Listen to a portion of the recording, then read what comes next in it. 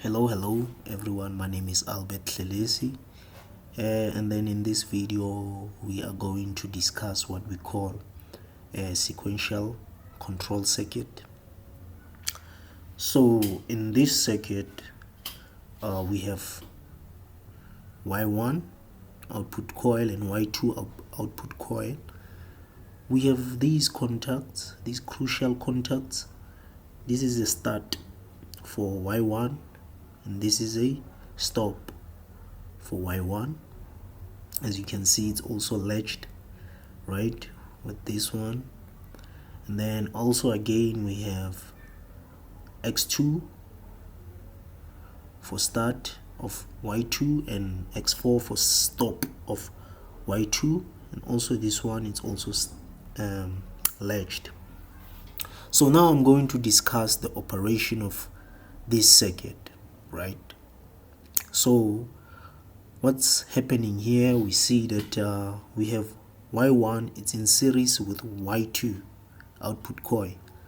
That means Y2 can only be enabled if Y1 is enabled. So Y1 has to be enabled first, right?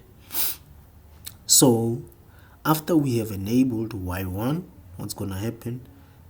This normally open contact is going to close, right? And then we're gonna have current flowing here. Then Y2 is going to be on. But then here's the catch: when Y2 is on, this coil is going to be the opposite value. For example, if this one is 1, here it's going to be 0, right? It's going to be the opposite. If here it's on, here it's going to be off, right? And then what does that mean?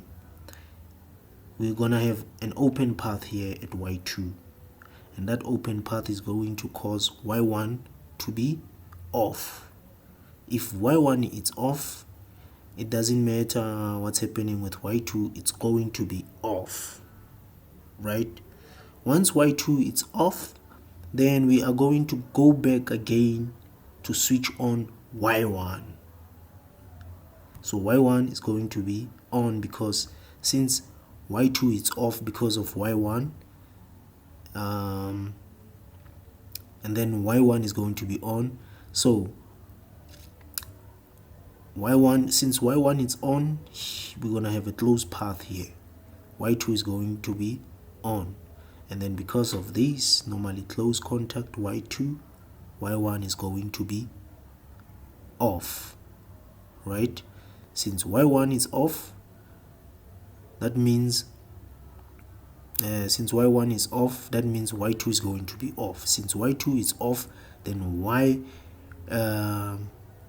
Y2, this normally closed contact, is going to be on, then Y1 is going to be on again. So the circle is going to repeat itself like that continuously. So we're gonna have Y1 on, Y2 off. Since Y2 it's off, that means here Y1 on, and then Y2 on. That means Y1 is going to be off, right? And then yes, the circle is going to repeat itself. It's going to be Y1 on, and then Y2 on, Y1 off, and then since Y2 is on, that means Y1 is going to be off. Since Y1 is off, Y2 is going to be off, right? So let me go to simulation mode and then compile the program. So as you can see, let me run the program first. As you can see, the program is running. We can attempt to enable Y2. You can see Y2 is not enabled. Why? Because Y1 is not enabled. The only time we're gonna be able to enable Y2 is when Y1 is enabled.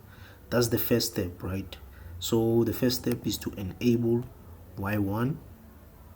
As you can see, now we have a closed path here, and then we go to enable Y2. You see, you remember when Y2 is on, y1 is going to be off. When y1 is off, y2 is going to be off, right? So that means y1 is the one that decides whether y2 is going to be on or off, right? The controller here is y1.